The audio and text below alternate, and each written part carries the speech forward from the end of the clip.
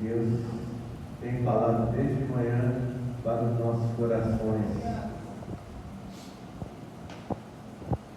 Já falou bastante ao meu coração também nesta noite e vai continuar falando em nome de Jesus. Gostaria que os irmãos abrissem as vossas Bíblias no Evangelho de Mateus, no capítulo 11, vamos estar falando sobre João Batista.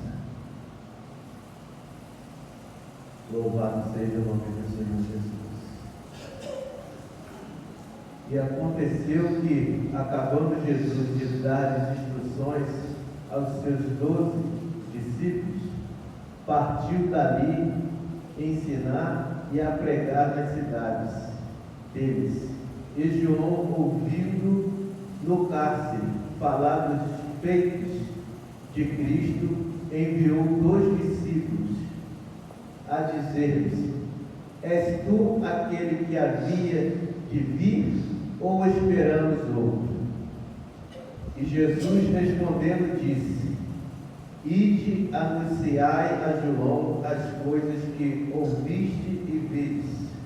Os cegos veem, os coxos andam, os leprosos são limpos, e os surdos ouvem, os mortos são ressuscitados, e os pobres é anunciado o Evangelho.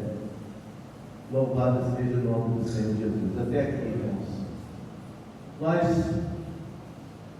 É uma passagem conhecida para todos nós, mas Deus colocou no meu coração para estar trazendo essa palavra para mim e para a igreja nos dias de hoje. Louvado seja o nome do Senhor Jesus. Quando aconteceu isso, João Batista ele estava preso, estava no cárcere, né? Porque ele foi profetizar para o rei Herodes. Ele disse: por denunciar o casamento ilegal do rei com Herodias, sua ex-esposa e cunhada. Foi por isso que João Batista estava no cárcere. Quer dizer, foi falado aqui, às vezes a tempestade vem, as dificuldades vêm, nem sempre é porque nós fazemos coisas erradas, né? Ele era um profeta, né? Ele foi lá profetizar e foi preso. Louvado seja o nome do Senhor Jesus. Mas aqui nós vemos que Jesus ele estava ensinando, e depois que ele ensinava, ele saía para pregar o Evangelho. Hoje nós aprendemos que há um propósito, né? O Espírito Santo ele trabalha na nossa vida com um propósito, né? E qual é esse propósito? O propósito é de nos ensinar para nós sairmos e pregar o Evangelho. Louvado seja o nome do Senhor Jesus. E no segundo, João falou assim: ouvindo do cárcere falar de feitos de Cristo, enviou 2 dos seus discípulos. Quer dizer, ele não podia chegar até Jesus porque ele estava preso, mas ele enviou 2 dos seus discípulos para que falassem com Cristo se era ele o Messias ou esperassem outro. Louvado seja o nome do Senhor Jesus. E ali Jesus estava fazendo prodígios e maravilhas, como nos dias de hoje não é diferente. Jesus continua fazendo maravilhas em nossos meios. Jesus continua batizando em nossos meios. Jesus continua salvando em nosso meio. Louvado seja o nome do Senhor Jesus. Porque a obra de Deus, ela não para. A obra de Deus, ela é crescente e constante. Aqui, João Batista era um discípulo, aquele que preparou o lugar, ele preparou a vinda do Messias. Louvado seja o nome do Senhor Jesus. E mais à frente, Jesus vai dizer que nascido de mulher, não houve homem homem igual a João Batista. Não houve nascido de mulher. Louvado seja o nome do Senhor Jesus. De tal a importância de João Batista para o Evangelho de Cristo. Ele teve uma das incumbências mais importantes de todos que antecederam a Jesus, que foi preparar o caminho, preparar o coração das pessoas para receber a palavra de Deus. E mesmo assim, foi falado hoje também que os discípulos andavam com Jesus, eles andavam com Jesus, mas ainda não conhecia Jesus. Quem era Jesus? Eles andavam com Jesus, eles viam as maravilhas, eles viam os prodígios que Jesus andava fazendo, mas eles, 100%, ele ainda duvidavam. Eles não conheciam a essência do nosso Deus. Louvado seja o nome do Senhor Jesus. E nos dias de hoje também não é diferente. Nos dias de hoje também não é diferente. Nós viemos para a casa de Deus, às vezes os nossos problemas seculares, eles tentam nos parar, eles tentam nos sufocar, né? Como diz naquela passagem da semeadura, né? Que alguma semente caiu à beira do caminho. Quer dizer, então são coisas que começam a sufocar a nossa fé, fazer com que a gente não dê crédito 100% naquilo que está se ouvindo, naquilo que está se falando dentro da casa de Deus. Louvado seja o nome do Senhor Jesus. E os discípulos de Jesus, eles passaram por isso, como nós também passamos por isso. Muitas das vezes, as coisas seculares, não é coisa, aqui nesse caso aqui de João Batista, ele foi profetizar. Ele estava fazendo a vontade de Deus. Ele foi lá para profetizar algo que estava errado na vida do reino. Já pensou se Deus manda um de nós ir lá no Supremo Tribunal Federal falar algo para algum ministro daquele lá? Será que nós vamos ter coragem de ir lá e falar aquilo que Deus manda falar para algum ministro daquele?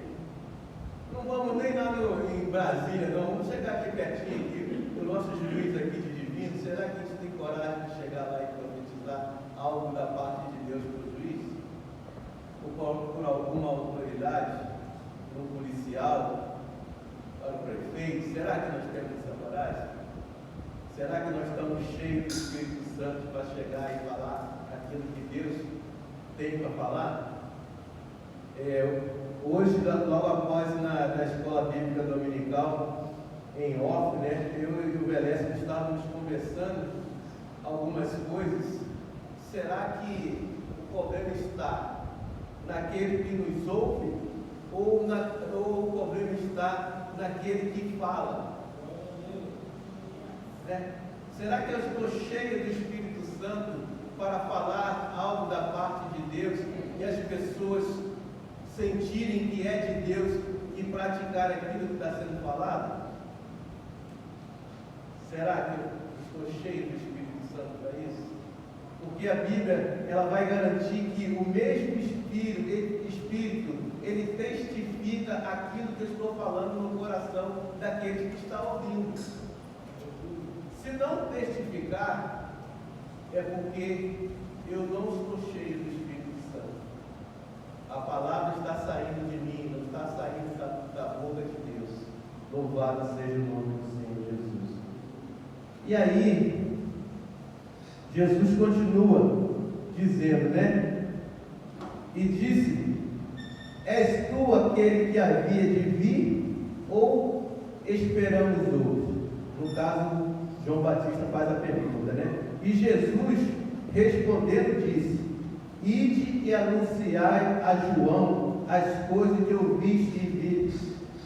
Os cegos veem, os coxos andam, os leprosos são limpos, e os surdos ouvem, e os mortos são ressuscitados, e os pobres é anunciado o Evangelho. Quer dizer, eu achei interessante que ele falou aos pobres. É anunciado o Evangelho. Né? Se você, eu não sei se os pobres aqui têm a conotação de pobre de dinheiro ou pobre de espírito, né? Porque a gente fala pobre, a gente já acha que é o cara que tem menos condições financeiras. Mas eu creio que aqui ele está falando de pobre de espírito, né? Ele está falando de pobre de espírito. Porque às vezes a pessoa é rica financeiramente, mas ela é pobre de espírito. Ela não tem paz, ela não tem tranquilidade, ela está debilitada em sua saúde, né? Então isso vai trazer algumas mazelas.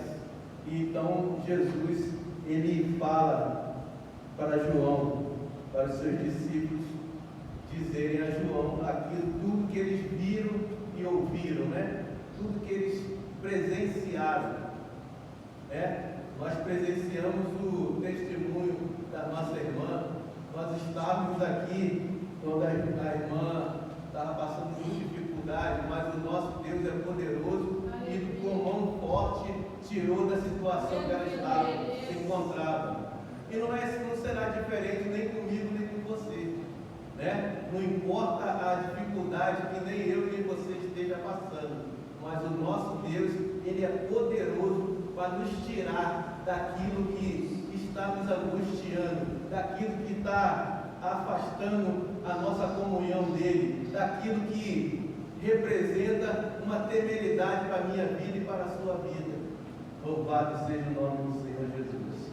Aí, lá no finalzinho, lá no versículo 25 do capítulo 11, Jesus dá a revelação de tudo isso que ele falou com João, que falou com os seus discípulos, lá no versículo 25, ele diz assim: naquele tempo, respondeu Jesus e disse: graças te dou, ó Pai, Senhor dos céus e da terra, que ocultaste estas coisas aos sábios e instruídos e as revelaste aos pequeninos. Sim, ó Pai, porque assim te aprouve. Todas as coisas me foram entregues por meu Pai, e ninguém conhece o Filho senão o Pai, e ninguém conhece o Pai senão o Filho, e aquele a quem o Filho quiser revelar. Vinde a mim todos que estáis cansados e oprimidos, e eu vos aliviarei. Tomai sobre vós o meu jugo e aprendei de mim, que sou manso e humilde de coração, e encontrarás descanso para a vossa alma, porque o meu jugo é suave e o meu fardo é leve. Quer dizer, então nós temos que aprender de Jesus, que é manso e humilde de coração, né? Nós temos que aprender de Jesus, que ele é manso e humilde de coração. E além disso, a palavra jugo, ela quer dizer, é uma estrutura ou barra de madeira que é colocada sobre um dos animais que estejam puxando uma carga pesada. Quer dizer, além disso, Jesus, ele carrega a carga que você possa estar carregando junto com ele. Ele carrega junto conosco, né? Ele está carregando junto conosco a nossa carga. E ele fala do fardo, né? Objetivo ou conjunto de objetivo mais ou menos volumoso. Fardo é objeto ou conjunto de objetos mais ou menos volumoso e pesado que se destinam a transportar a carga. Quer dizer, literal ou figurado. Quer dizer, então, como foi falado aqui na palavra, que o jugo dele, ele é suave, né? Foi falado. Que a palavra fala. Fala aqui: tomai sobre vós o meu jugo e aprendei de mim, que sou manso e humilde de coração, encontrareis descanso para a vossa alma, porque o meu jugo é suave e o meu fardo é leve. Quer dizer, se você quer encontrar descanso para a sua alma, se coloque aos pés de Jesus. Entregue tudo ao nosso Senhor e Salvador Jesus Cristo, que Ele vai levar junto contigo, porque Ele não é homem, né? Às vezes o ser humano coloca uma carga nos ombros de outra pessoa que ele mesmo não carrega, mas o nosso Jesus, ele é diferente. Ele carrega junto com você, Ele carrega junto contigo, Ele está nos apoiando, Ele está nos fortalecendo. Quer dizer, então, por pior que seja as nossas aflições do dia a dia, a palavra de Deus, ele diz que Ele vai carregar junto conosco, Ele vai estar nos auxiliando, Ele vai estar junto conosco, né? Isso é importante estar dentro do nosso coração e dentro da nossa mente, porque no caso de João, ele fez essa pergunta porque ele estava no momento de dificuldade, porque ninguém está encarcerado e fica tranquilo. A pessoa que está encarcerada, que está presa, ela não tem tranquilidade, ela não tem paz. Eu posso falar isso porque eu passei 16 dias no quartel da Aeronáutica preso. Passei 8, achei bonitinho, depois passei mais 8, né? Passei 16 dias. Quer dizer, ali eram poucos dias, mas quando aquele carcereiro chegou com aquele cadeado e prendeu aquele cadeado que dava um ferrolho, né?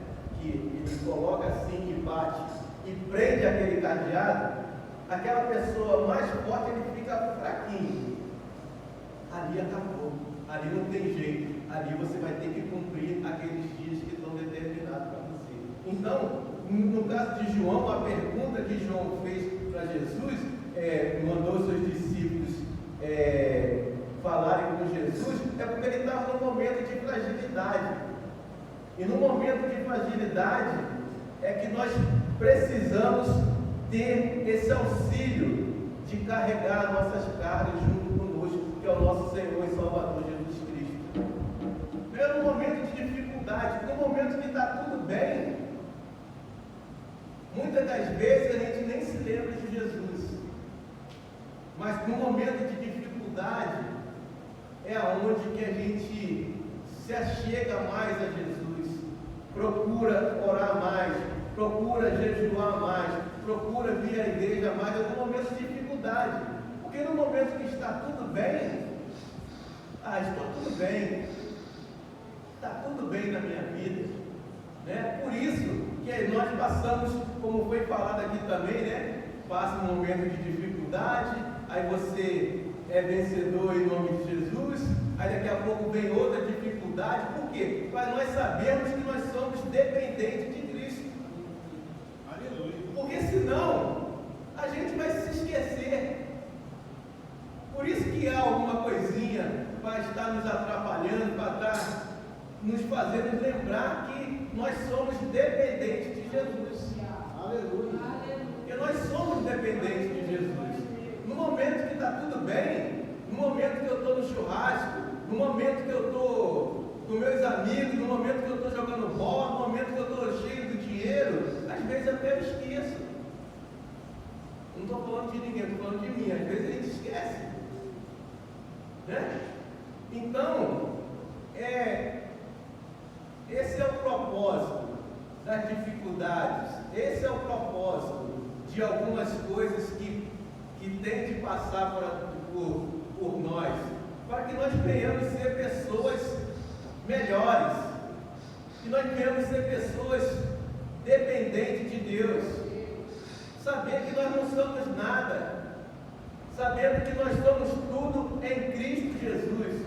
Mas se tirar Jesus, nós não somos nada, nós somos pó, somos poeira, somos palha que o vento espalha, né? Não é assim que a palavra de Deus diz? Então, que nós fiquemos na segurança, como foi falado, né?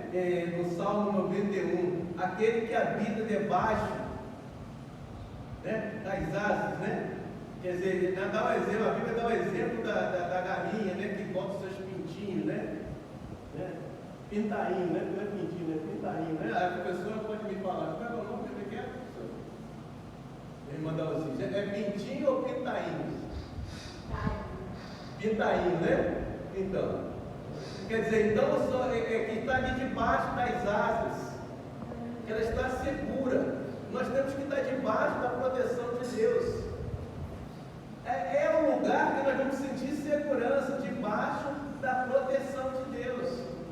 Por isso que de vez em quando Deus aperta o parafuso, Ele vai apertando o parafuso para a gente não esquecer, senão a gente sai debaixo da proteção de Deus. Eu já estou autossuficiente, eu posso sair, eu posso dar uma voltinha. Já viu o pintinho quando ele sai debaixo da proteção da mãe e vai dar uma voltinha? Às vezes vem um gavião, vem algum animal que é predador, né? E ele chega em perigo.